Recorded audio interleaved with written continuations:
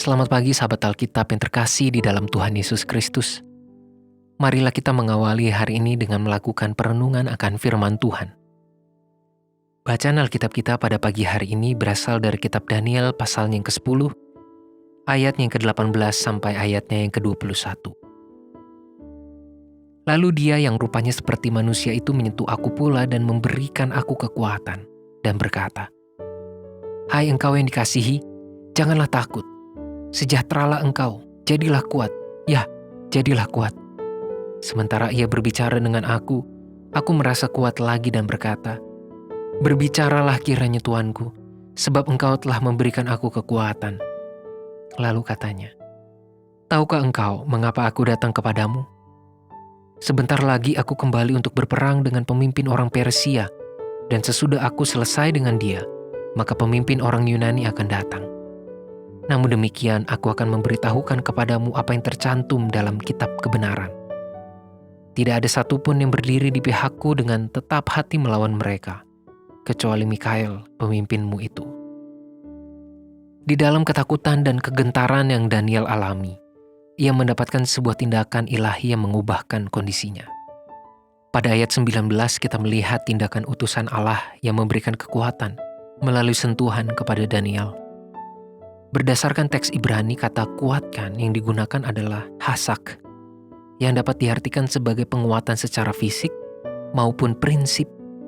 Artinya, penguatan itu tidak hanya berguna untuk membangkitkan kekuatan fisik Daniel yang habis pasca penglihatan yang menakutkan, tetapi juga membangkitkan kekuatan baginya untuk bertahan dalam iman dan pemahaman yang kokoh di dalam Tuhan.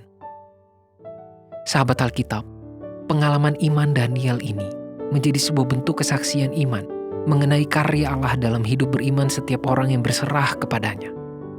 Kita juga dapat belajar bahwa di dalam praktik berdoa, tidak hanya persoalan apakah permohonan kita terkabul atau tidak, melainkan juga perihal sentuhan ilahi yang menguatkan. Sentuhan dari Allah membangkitkan semangat hidup, kekuatan fisik, dan meneguhkan hati serta iman untuk tetap bertahan dalam segala kondisi kehidupan. Namun, ada kalanya kita tidak menghiraukan atau kurang menyadari sentuhan Allah yang menguatkan akibat hati dan pikiran yang terlalu tertuju kepada permasalahan atau keinginan pribadi. Cemas dan takut memang menjadi bagian yang lumrah sebagai seorang manusia, secara khusus di tengah kondisi hidup yang tidak nyaman. Namun, kita perlu mawas diri agar tidak terjebak di dalamnya, karena pada saat itu kita tidak lagi membuka hati dan pikiran kita untuk merasakan kehadiran Allah dalam sentuhan-sentuhan yang memberikan kekuatan.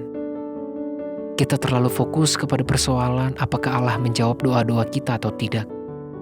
Kita terlalu fokus kepada persoalan kenapa masalah saya tidak kunjung usai. Artinya, kita perlu memiliki kepekaan terhadap sentuhan-sentuhan yang Allah berikan kepada kita. Bagi Anda yang sedang bergumul, mempertanyakan banyak hal kepada Allah atas berbagai kondisi hidup yang tak kunjung berubah, atau bahkan bagi Anda yang sedang menolak realitas yang Anda hadapi saat ini, kiranya kasih Allah menjadi bagian yang nyata dan Anda rasakan melalui sentuhan-sentuhannya yang menguatkan.